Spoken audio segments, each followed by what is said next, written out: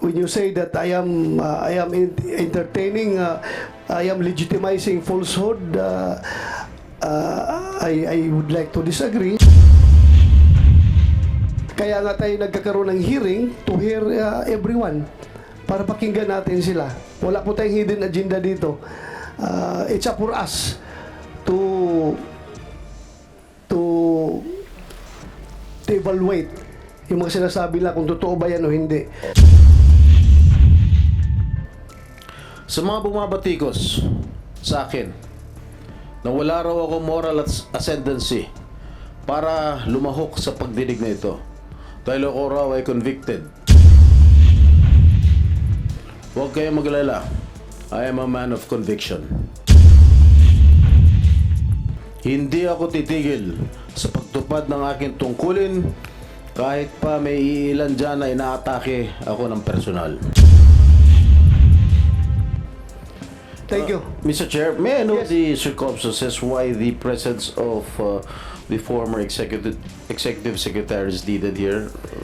He was I'm not defending him because Yeah. you know naman, he's the former executive secretary of President Aking.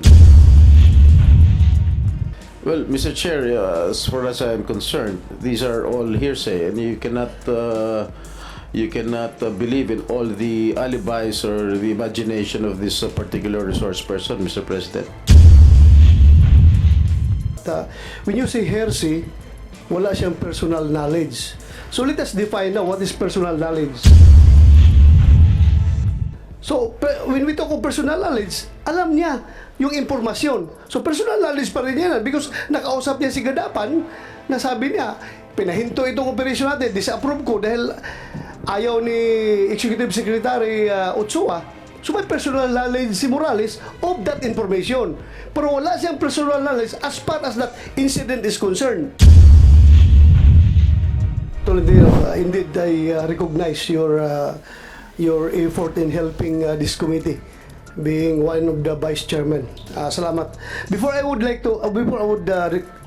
recognize Senator JINGGOY Estrada, I just would like to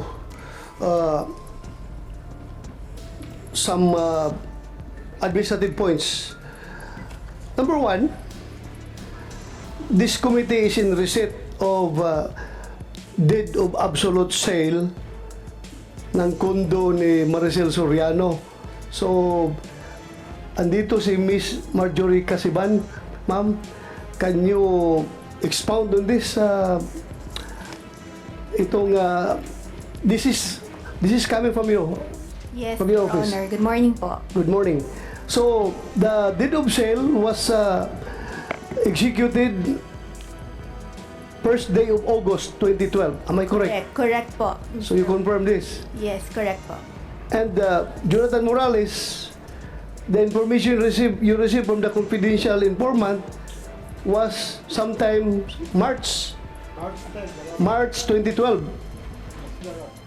So inamin naman ni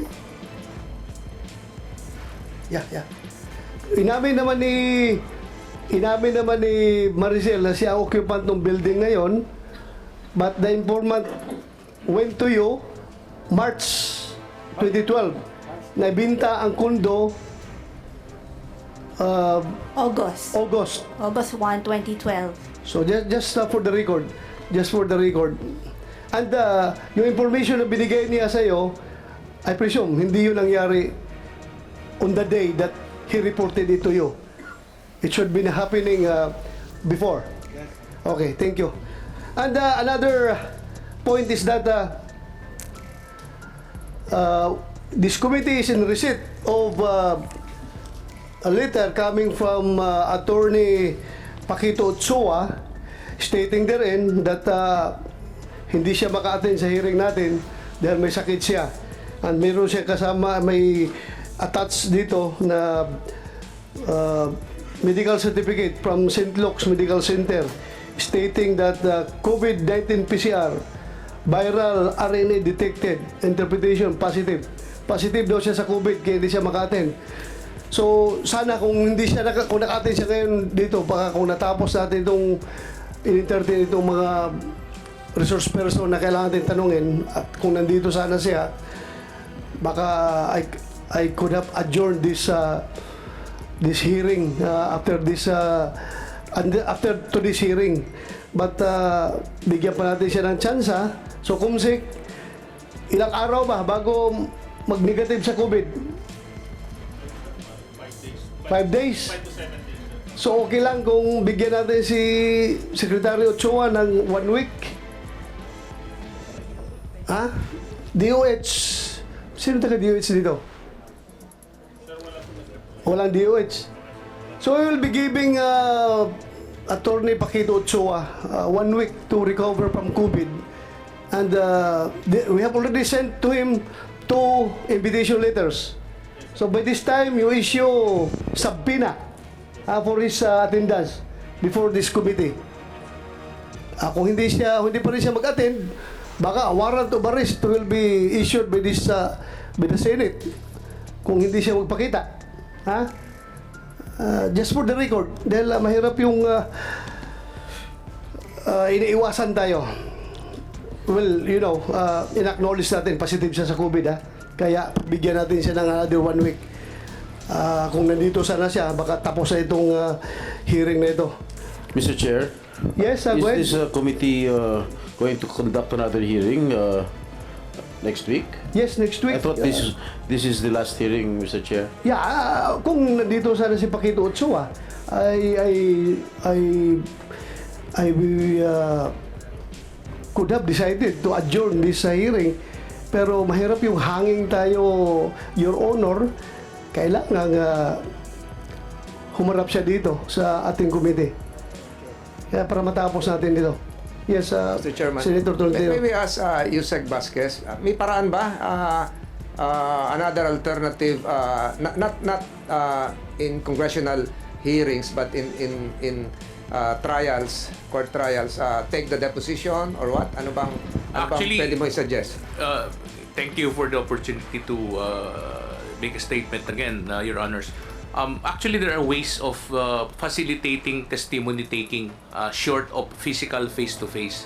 Yes, I know that. I know everything. But I want him to be present physically here.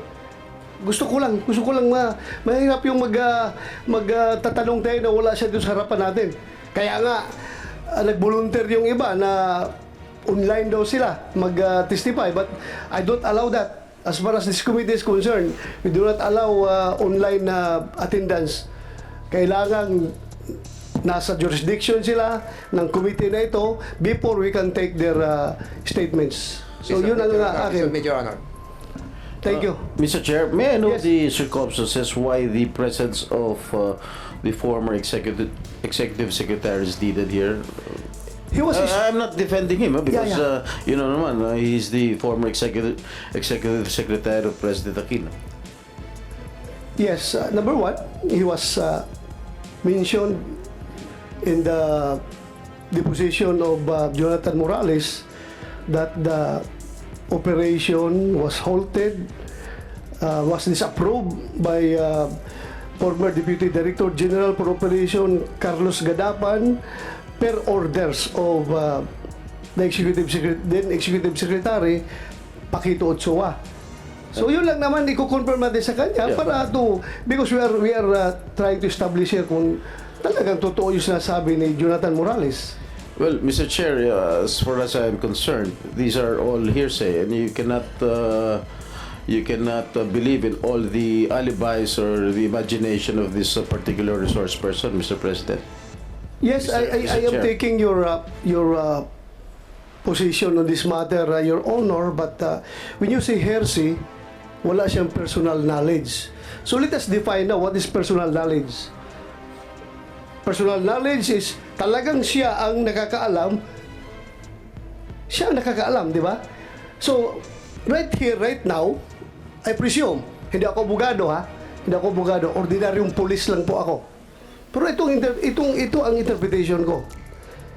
Jonathan Morales has no personal knowledge as far as the action of Paquito Ochoa of stopping the said supposed to be surveillance and casing operation to validate that information. But he has a personal knowledge as far as that information is concerned. So, when we talk of personal knowledge, alam niya yung impormasyon. So, personal knowledge pa rin yan because nakausap niya si Gadapan na sabi niya, pinahinto itong operation natin, disapprove ko dahil ayaw ni Executive Secretary Ochoa. So, may personal knowledge si Morales of that information. Pero wala siyang personal knowledge as far as that incident is concerned. Na pagbigay ng order ni Ochoa na i-basura yung operation. So, yun lang sa akin.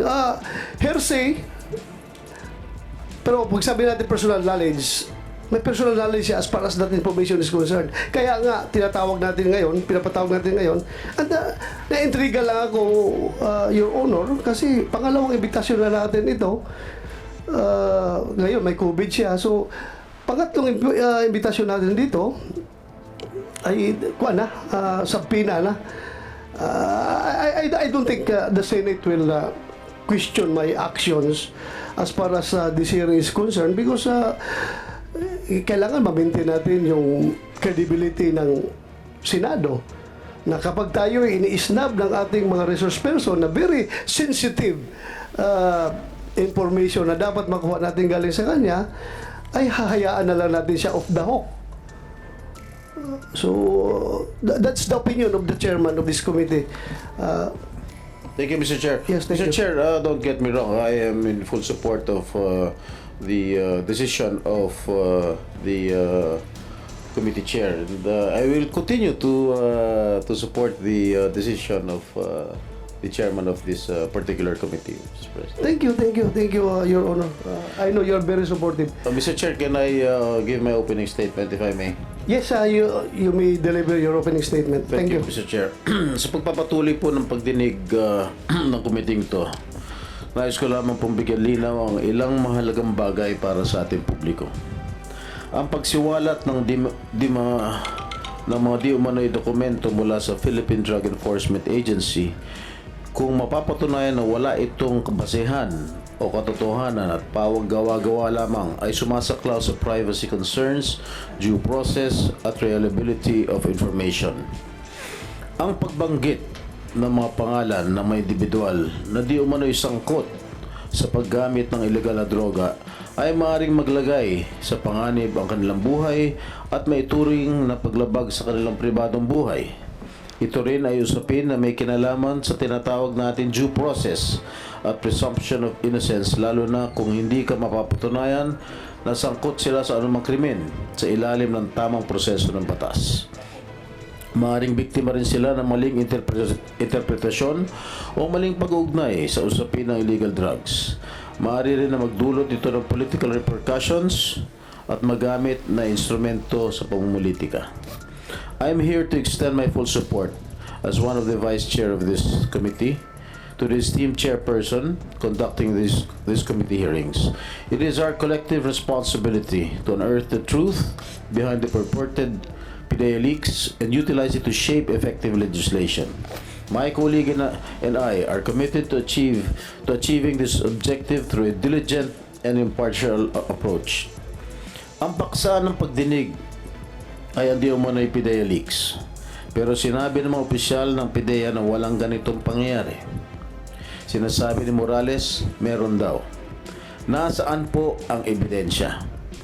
Isa sa mga natutunan ko sa pag-aaral ng batas ay ang legal maxim that he who alleges has the burden to prove this. Maliban sa mga statement ni Morales, ano pang ebidensya ay pinakita niya? Wala po. Mr. Chair, dinidinig natin ang testimonya ng isang witness na naharap sa mga criminal complaints sa isang lokal na hukuman at kabilang dito ang paglabag sa Article 180 ng Revised Penal Code, ang batas na nagtatakda ng parusa para sa mga tao nagbibigay ng peke o maling testimonya laban sa isang akusado at kasalukuyan itong nakapending sa MTC San Fernando, Pampanga. Bilang mga senador, meron tayong malalim na responsibilidad na atiyakin ang katotohanan sa mga pahayag ng mga individual na tumatayong testigo o resource persons natin. Ito ay hindi lamang tungkulin natin bilang mga mambabatas, kundi isang moral na obligasyon. Walang puwang sa ating mga pagdinig ang mga nagpapakalat ng kasinungalingan o gumagawa ng perjurious statements, lalo na't nanumpa sila sa nagsasabi na pawang katotohanan lamang. Sa bawat pagdinig na sinasagawa natin, layunin natin hindi lamang ang paghahanap ng katotohanan, kundi maging ang pagbibigay ng hustisya at pagtataguyod ng kapakanan ng ating mga kababayan. Sa mga bumabatikos sa akin na wala raw ako moral ascendancy para lumahok sa pagdinig na ito dahil ako raw ay convicted ng hukuman. Nais ko lang bigyan din na ang pagdalo ko dito ay pagtupad sa akin tungkulin at responsibilidad bilang inyong senador na inihalal ng 15 milyong botanteng Pilipino na naniniwala sa aking kakayahan at nagtitiwala na kaya kong gampanan ang mga responsibilidad bilang isang lingkod bayan. Huwag kayong maglala. I am a man of conviction. Tungkulin ko na gampanan ang iniaatang na responsibilidad at mandato ng taong bayan. Hindi ako titigil sa pagtupad ng aking tungkulin kahit pa may ilan dyan na inaatake ako ng personal.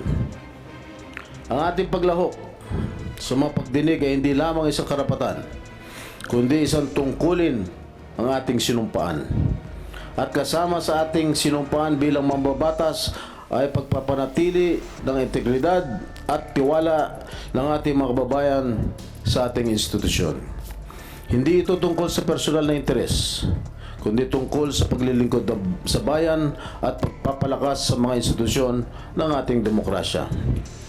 It is crucial that our legislative processes uphold the principles of truth, integrity, and fairness.